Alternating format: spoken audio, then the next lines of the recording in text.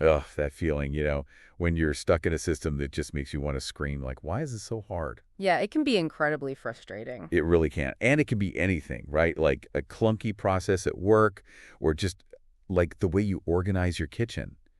And it's like, there's got to be a better way. Absolutely. So that's kind of what we're digging into today, actually, with this HBR's IdeaCast interview. Okay, yeah. With Dan Heath, who wrote this book, ESET, How to Change What's Not Working. I like that. Yeah, reset. So we're doing a deep dive into this, trying to figure out how to actually tackle those systems that just drive us crazy. I love that. Yeah. And hopefully we'll find some strategies, some tools, some glimmer of hope. Some hope that we're not totally powerless. Exactly. Because it can feel that way sometimes, right? It can. So one of the things that really stuck with me from this interview was Heath's emphasis on going and seeing the work. And he had this crazy example about a hospital receiving area. Okay. Where the average delivery time for packages was 3 days. 3 days? 3 days. Wow. We're not talking shipping across the country. No, this is in the hospital. This is within the same buildings, moving packages a few floors. What could possibly be taking 3 days? Right. What is going on here? And so it's not just about the ridiculousness of it. Right. It's what it says about how systems can kind of develop these weird rituals. They're doing all these things, but without really understanding why. Ah, almost like a cargo cult behavior. Yeah, exactly.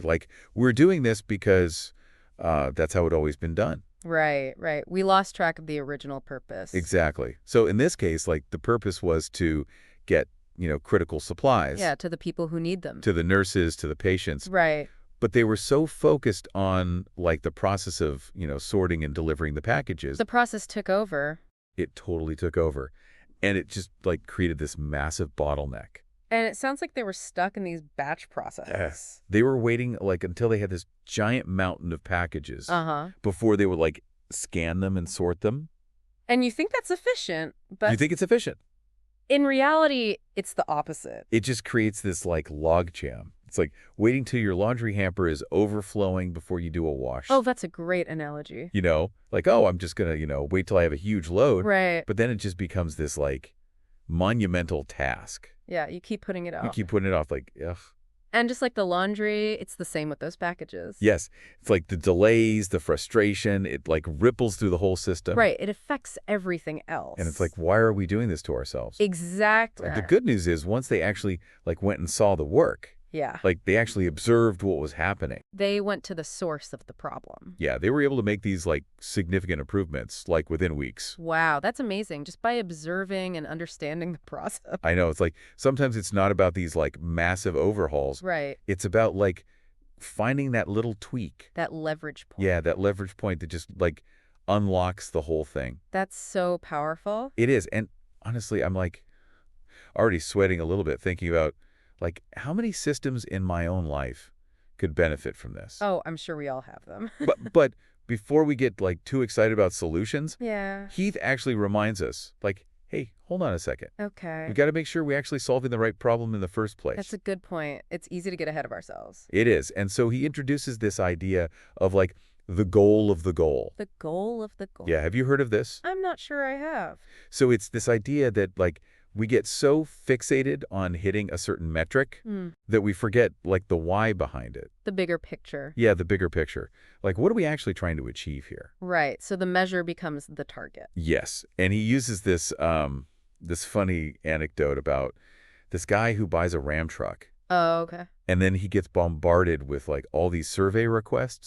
Yeah, haven't we all been there? Oh, it's the worst. You just bought this big ticket item and now they're harassing you for feedback. It's they just want that good review. Exactly. And so this guy, Ryan, he finally caves and he fills out the survey. Okay. And he even gives them some constructive criticism, hey, here's how you could improve. He's trying to help them. He's trying to be helpful. And then crickets. Nothing. No response. It's clear they don't actually care about using the feedback. Wow. They just wanted those shiny positive ratings. So they hit their metric. They hit their metric. But they totally missed the point. Completely missed the point. Which was like to create a satisfied customer. Yeah, someone who'd come back again. Exactly. And maybe even like recommend them to other people. And this can happen anywhere, right? Oh, absolutely. It's not just about businesses. No. We can fall into this trap with like personal goals, projects, even our relationships. It's so true. We need to constantly ask ourselves, what are we really trying to achieve here? And are our actions actually aligned with that? That's such a powerful question. Like, sometimes you just got to take a step back. Yeah, take a breath, look at the bigger picture. Yeah, and like recalibrate your compass, you know? I love that. So now, you know me, I love a good actionable strategy. Of course you do. And so when Heath starts talking about approach to change with like this burst of energy and focus, my ears like perked up. I bet they did. Because he compares it to like those frustrating trips to Home Depot. Oh no, the dreaded Home Depot trips. Where you inevitably forget something and you have to like go back multiple times. The immutable law of Home Depot, right? It's a universal experience. I think so. But I'm guessing he's not like advocating for inefficiency here. No, not quite. But what he's suggesting is sometimes it's more effective to just dedicate a chunk of time and effort. Okay. Even if it feels like less efficient in the moment. Okay. But isn't that kind of counterintuitive? Like, we're always told to, like, break things down into smaller tasks. Right. To manage our time effectively. You're supposed to be efficient. So how does that, like, how do we reconcile that with this, like, burst approach? It's about recognizing that starting and stopping and, like, context switching between tasks. Yeah. It has its own hidden costs. Okay. Think about it like this. Have you ever had one of those, like, DIY projects, lingering around the house? Oh, absolutely. Like a whole Pinterest board dedicated to them. Yeah. The someday crafts, the half-painted furniture. The garden beds that are still just dirt. Exactly. And how often do those actually get done? Do you find yourself making real progress when you just, like, pick at them here and there? Honestly, no. They just kind of sit there judging me. That's the inertia. That's what Heath is talking about. By dedicating a burst of energy, you overcome that hurdle of starting. Okay, so it's not just about getting things done faster. Right. It's about, like, actually getting them done at all. Exactly. And that momentum, that sense of accomplishment can fuel further progress. And it seems like that's especially relevant when we're talking about, like, these bigger, more complex systems. Yes, definitely. Where it's not just about a quick fix, it's about, like, a real shift in mindset. Right, a change in how you approach things. Exactly. But of course, we can't talk about systems change without talking about resources. Resources, the ever-present issue. Oh, tell me about it. Like time, money, people. It never feels like enough. Never enough. But he actually offered this interesting concept of restacking resources. Yeah, like, instead of just like always trying to get more. Okay. It's about like being more strategic with what we already have. I like that. And then now, I know a lot of our listeners are probably familiar with the Pareto principle. The 80-20 rule. The 80-20 rule, yeah. But I'm curious, like, how does that apply to resource allocation? Well, think about it this way. Are we spending 80% of our time and energy on things that are only giving us 20% of the results? Ooh, that's a good question. And are we neglecting those 20% of activities that could be driving 80% of our success? Ouch. That one hurts a little bit. Right. And everything feels important. It does, but it's about prioritizing. How do we even figure out where to start cutting? That's the challenge. Heath uses this fascinating example from a manufacturing consultant. Okay. And they found that companies were often, quote, over-coddling their least profitable customers. Wait, really? While neglecting their most valuable ones. Now, that seems counterintuitive. It does, doesn't it? You'd think you'd want to go above and beyond for your best customers. Yeah, you'd think so. But what often happens is that those smaller, less demanding customers, they're just easier to deal with. Ah, okay. Their orders are simpler, their needs are more straightforward. So they end up taking up more of your time. Exactly. And energy. Even though they're not actually as valuable to the business. Wow. So they were like inadvertently prioritizing the easy stuff. Yeah, over the stuff that really mattered. And this applies to more than just customers, right? Absolutely. Think about your own to-do list. Okay, yeah. Are you constantly putting out small fires, responding to every email? Oh, yeah. The tyranny of the inbox. While those big strategic projects just keep getting pushed back?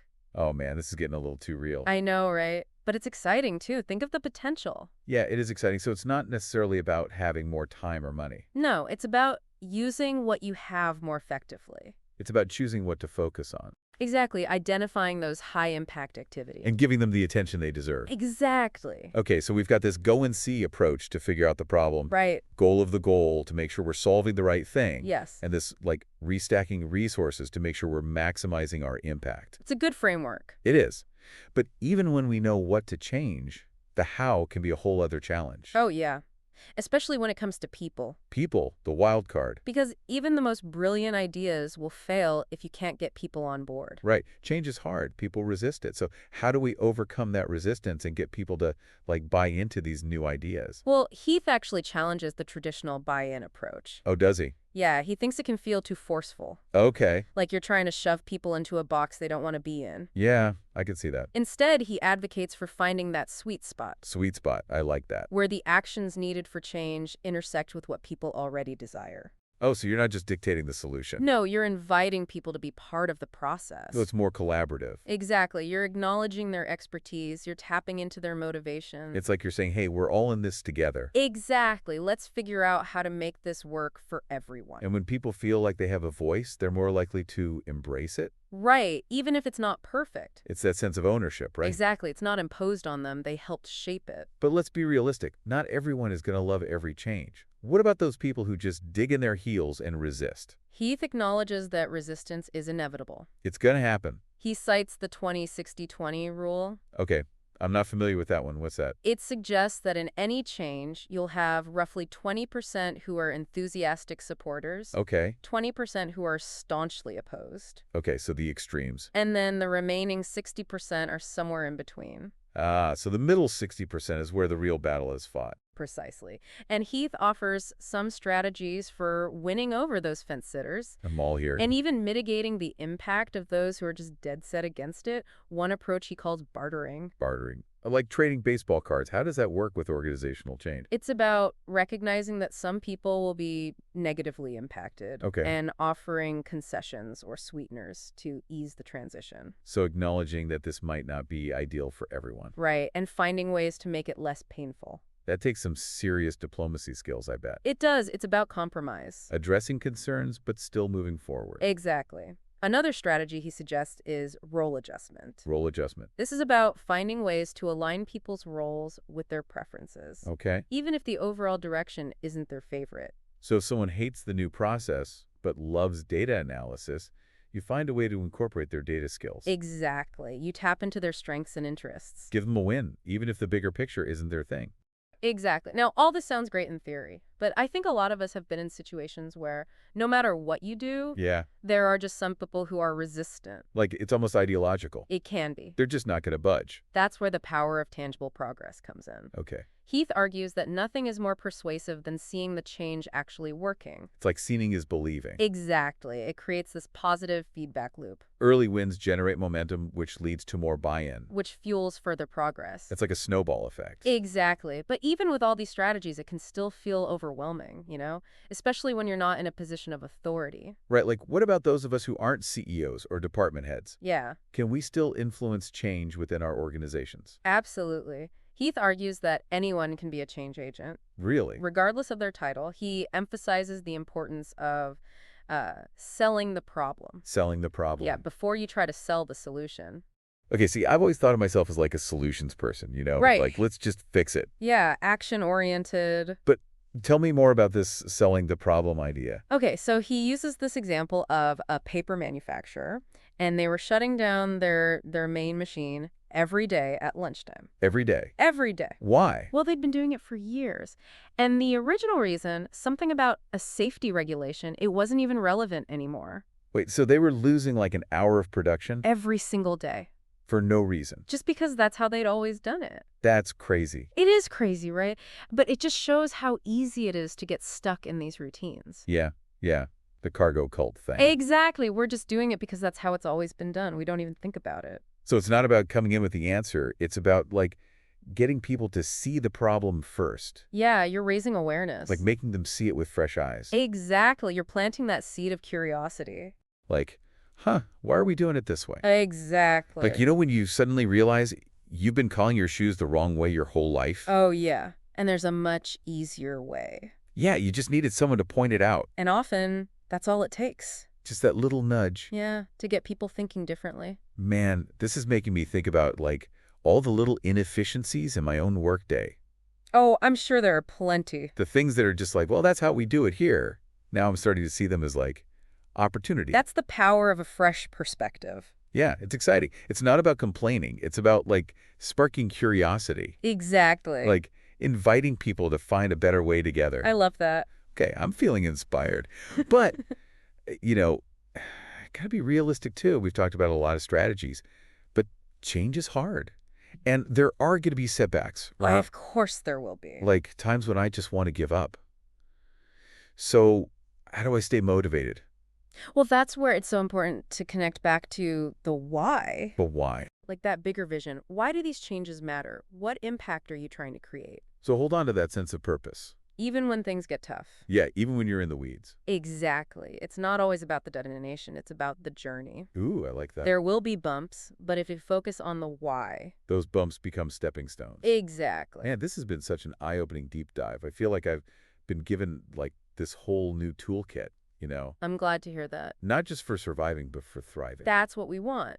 Is in a world that can feel so stuck sometimes. But before we wrap up, gotta ask, like, where do we even begin? That's a good question. It can feel so overwhelming. It can, but it's important to remember change doesn't happen overnight. Okay, good point. Heath emphasizes starting small. Small, okay. Finding those leverage points. Leverage points, yeah. Where you can get the biggest impact with the resources you have. So not trying to change everything at once. No, focus on those strategic moves. Like those adjustments in the hospital receiving area. Yeah, exactly. He uses the analogy of moving a boulder. A boulder. Yeah, it might seem impossible at first. Yeah. But if you find the right leverage point, apply enough force. You can start to make progress. Even if it's just a few inches at a time. I love that. It's like a journey of 1,000 miles begins with a single step. Exactly. And those small changes, they add up. They create momentum. And they attract other people. Who want to be part of the change. This has been so inspiring. I feel like I've not only got some practical strategies, but also like a renewed sense of hope. Hope is important. Like change is possible, even in systems that feel like totally immovable. It's easy to feel overwhelmed by the world, but we all have the power to make a difference. So to our listener, we leave you with this. What boulder in your life could you start to shift? What small step can you take today? To set those wheels in motion. Remember, change starts with a single action. And even the smallest effort can make a world of difference. It can. Thanks for joining us on this deep dive. We can't wait to hear about the positive changes you create. So you're saying even if, like, I'm not the one in charge, I can still be a change maker. Absolutely. Okay, I like that. Feeling empowered. That's the spirit. He emphasizes the importance of selling the problem. Okay, selling the problem before you even, try to sell the solution. Yeah, exactly. Okay, I'm intrigued. I've always thought of myself as like a solutions-oriented person. You know, just jump in, fix it. I get that. So tell me more about this selling the problem idea. Okay, so he used this great example of a paper manufacturer. Okay. And they were shutting down their main machine every day at lunchtime. Every day, at lunchtime. Yep, they'd been doing it for years. And the original reason, something about a safety regulation, it wasn't even relevant anymore. Wait, so they were losing, a whole hour of production every single day? For no reason. That seems crazy. It is crazy, right? But it highlights how we get stuck in these routines. Yeah, the gargo self behavior we were talking about. Exactly. We're just doing it because that's how it's always been done. Wow. We don't even question it. So it's not about barging in with a solution. It's about, raising awareness first. Yeah, making people see the problem with fresh eyes. It's like that moment when you realize you've been, tying your shoes the wrong way your whole life. Exactly. And there's a much better way to do it. You just needed someone to point it out. Exactly. And a lot of times, that's all it takes to get things moving. Just that little nudge? Yeah, to get people thinking differently. Man, this is making me think about, all those little things at work. The things that bug you. Yeah, the inefficiencies, the things that are just well, that's how we do it here. Now I'm starting to see them as, opportunities, you know? That's the power of perspective. It is. It's not about complaining. It's about, being curious, inviting people to find a better way together. Exactly. Collaboration is key. Okay, I'm feeling really inspired by all this, but, I also want to be realistic. We've talked about all these great strategies, but change is hard, right? It is. There are going to be setbacks. There are going to be times when I just want to, give up.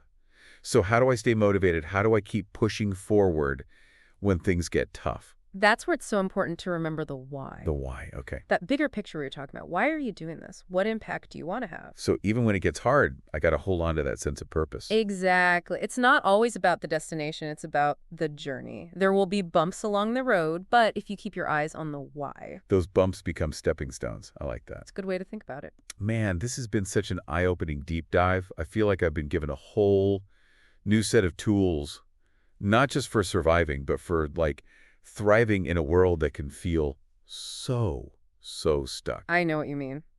But before we wrap up, I have to ask, where do I even begin?